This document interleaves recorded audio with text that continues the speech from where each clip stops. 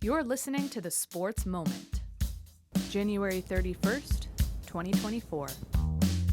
Part of the Sports Moments and Memories with Craig Olson podcast. Be sure to like and subscribe so you never miss a sports moment.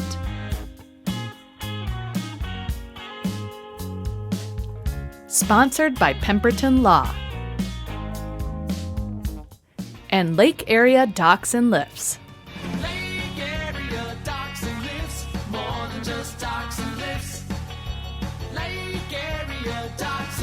What a busy day and night it was for the area sports teams, and we have a lot to recap here as we go through the scores from last evening. And we'll start with a great accomplishment by the Otter Nordic ski team. They were at Powder Ridge, and it was the Central Lakes Conference Championship meet, and the Otter boys and girls have been so competitive all year long. They were looking forward to some great success at this meet, and they had some great success as the boys and girls teams each finished in second place in the competition in the Central Lakes Conference. So it was an outstanding performance, and Josh Scharnberg talked about it, saying that his team was kind of saving their best for the postseason. Well, Coach Scharnberg, you got to feel pretty good about what you saw at the Central Lakes Conference Championships. Yeah, I'm just buzzing with excitement. It's hard to sleep last night, just being so excited about what's happening here.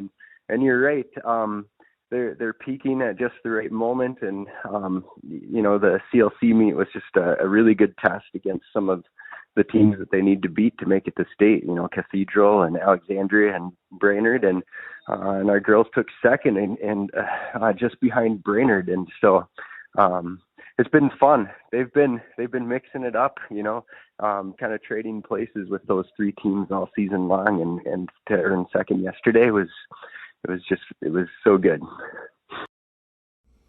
David Ronovic won the pursuit race on the boys' side, and the team of Cassie Wellman and Ellie Bradenberg finished as the first-place finishers on the sprint relay on the girls' side. We're going to hear more about the individual accomplishments from that conference meet when Josh Scharnberg joins us again tomorrow on the podcast with some more comments and a deeper look at the section meet that is coming up next week. So be sure to come back tomorrow for that. One of our sponsors is a Pemberton law firm, and you can visit them at pemlaw.com or at one of their convenient locations in Fergus Falls, Wadena, Detroit Lakes, and Alexandria. Pemberton Law carries a legacy of trustworthy and reputable legal representation dating back to 1883. In addition to an outstanding night around the area in basketball, there was also gymnastics competition going on for the final time this year. That was the last meet of the season last night at the Roosevelt Gym for the Otter girls, and they had a great night. They beat Little Falls 133.50 to 119.40, and Maya Fear won the vault competition. Jomara Jacobson was the runner-up. On bars, it was Aubrey Seedorf first, Jomara Jacobson second, and Maya Fear third. And on the beam, the Otters were 1 through 4 with Michelle Mao, Jomara Jacobson, Elsa Bailey, and Maya Fear, and then Cassidy Pappen was sixth. And in floor exercise, the Otters went 1 through 5. Maya Fear, Michelle Mao, Aubrey Seedorf, Riley Kubala, and Jomara Jacobson. Maya Fear had the top all-around score of 33.9, and Jomara Jacobson was second at 32.85. The Otters also won the JV event, beating Little Falls 121.05 to 103.55, and the Otters have had a great year, and they are right where they want to be heading into the postseason. They have battled some really strong teams really well throughout the year, so looking forward to seeing how things go as they get to the postseason. Well, Lake Area Docks and Lifts is one of our sponsors. They serve you from 5 different locations around the lakes area, and they've had great turnout and interest at the Fargo Dome and at the Minneapolis Convention Center at the 2 boat shows they had in the month of January. And as we turn the calendar to February, well, a lot of excitement with this winter we've had, that maybe it'll be an early spring and a long summer of entertainment on the water, and they'll help you out at Lake Area Docks and Lifts. Lake Area Docks and Lifts, more than just docks and lifts. Lake Area Docks and Lifts. Well, last night in basketball, the Fergus Falls girls basketball team was at Moorhead.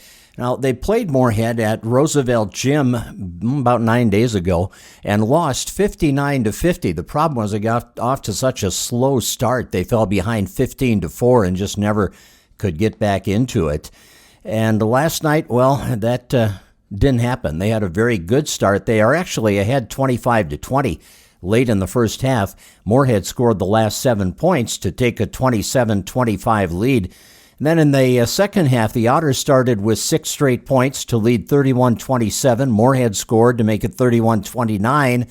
Then the Otters rattled off 17 straight points, some hot shooting, some great defense at that point. And Bryn Scharnberg had 35 points on the night. She hit 6 threes, was 7 of 8 on the line, and grabbed 14 rebounds. And we talked with Josh Steer, the head coach of the Otters, about Bryn's performance for the Otters in that contest last night. She did a great job tonight, I thought, of kind of doing it all. She did a nice job in the first half of dissecting. They tried a little bit of man, they tried a little bit of zone, and everything they threw at us, she was really hitting from the outside. And whenever you start opening up your game with connecting from the outside on a couple of shots, then all of a sudden those driving lanes really open up because they have to close out a lot harder on the defensive side. And Bryn did a really nice job of finishing at the rim tonight and getting to the free throw line too. And Josh did address the defensive play. They held the Spuds to only 15 second-half points in that game and 42 for the night after giving up the 59 9 days ago to this Moorhead team. And the defense was key in that 17-point run that the Otters had early in the second half. We're trying to push the pace and push the tempo a little bit and force them into some tougher shots. And I think they kind of took the bait a little bit on that tonight.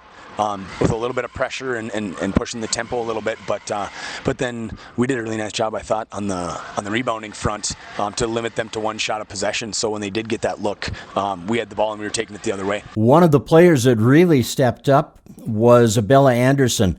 Bella had a great second half, and she wound up with 6 points and 5 rebounds. So it was a very good performance by Bella, and something that the Otters are hoping will continue as they head down the stretch. She was all over the floor. It was so fun to see her energy and her effort tonight. She had a couple of steals that were just outstanding in the full court.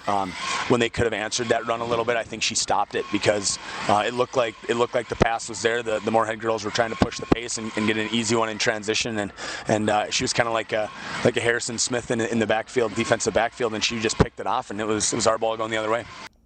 And the win at Moorhead started a 3-game road trip this week, which will see the Otters play Central Lakes Conference powerhouse Sartell on Thursday and then go to Detroit Lakes on Friday night. So getting a win in the opening game of the week was huge in Coach Steer's estimation. We got a good Sartell team that we got to go down and play, and they're a 4A team, so our schedule's tough, and there's no excuses. We gotta persevere through and handle it, and we'll probably be a little bit lighter tomorrow on the legs and prepare for a tough Sartell team down there. Third straight win for the Otters, and a good one, 64-42 over Moorhead. Other scores on the girls' side, how about Callan Grove and Liz Luckin, 24 apiece to lead Underwood past Parker's Prairie, 71-48. Pelican Rapids defeated Staples Motley 74-47, double-double for Ellie Welch, 29 for Morgan Korf. Barnesville has beaten Perham twice this year. They beat them in Perham earlier, beat them at home last night 58-55. Abby John had 23, Kennedy Gray had 15.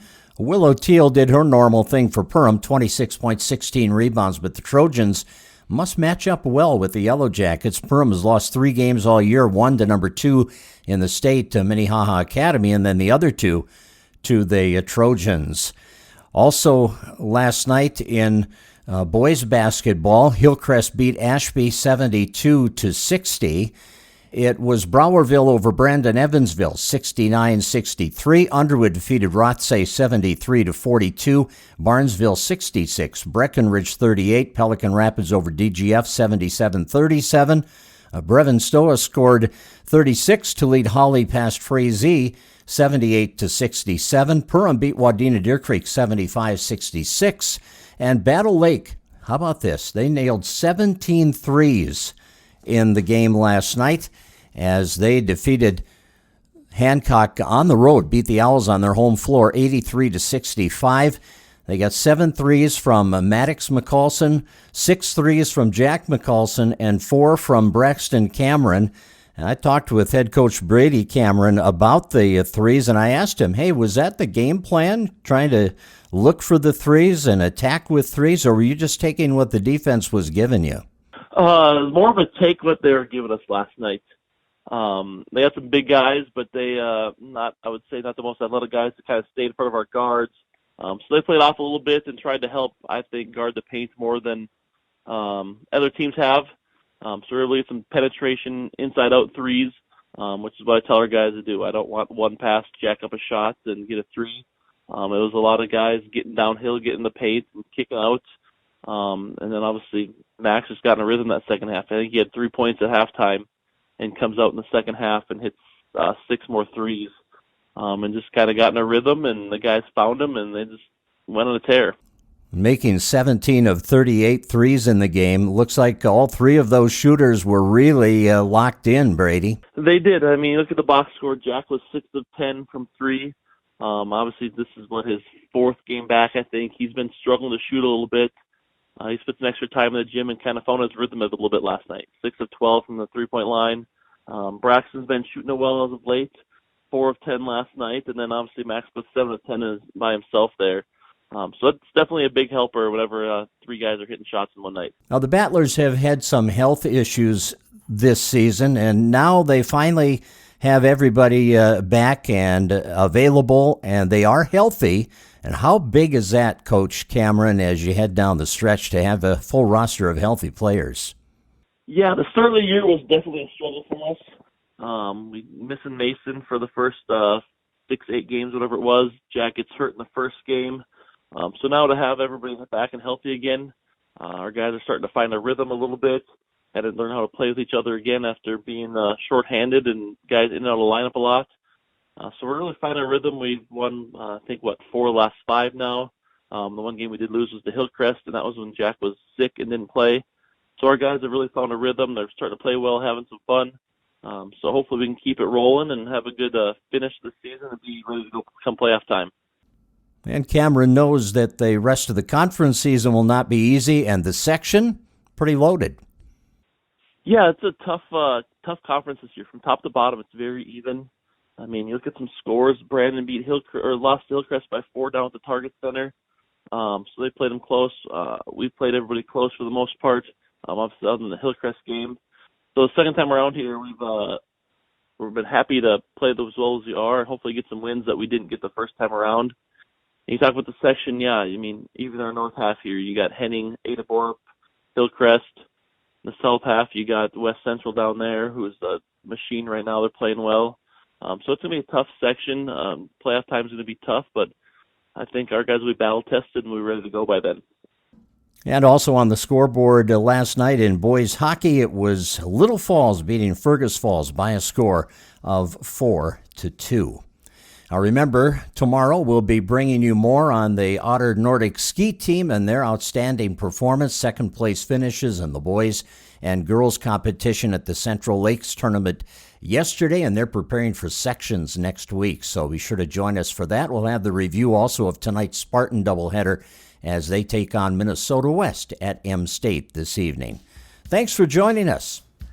You've been listening to The Sports Moment with Craig Olson. Sponsored by Pemberton Law and Lake Area Docks and Lifts. Produced by Sunroom Lab. Music by Blue Red Roses.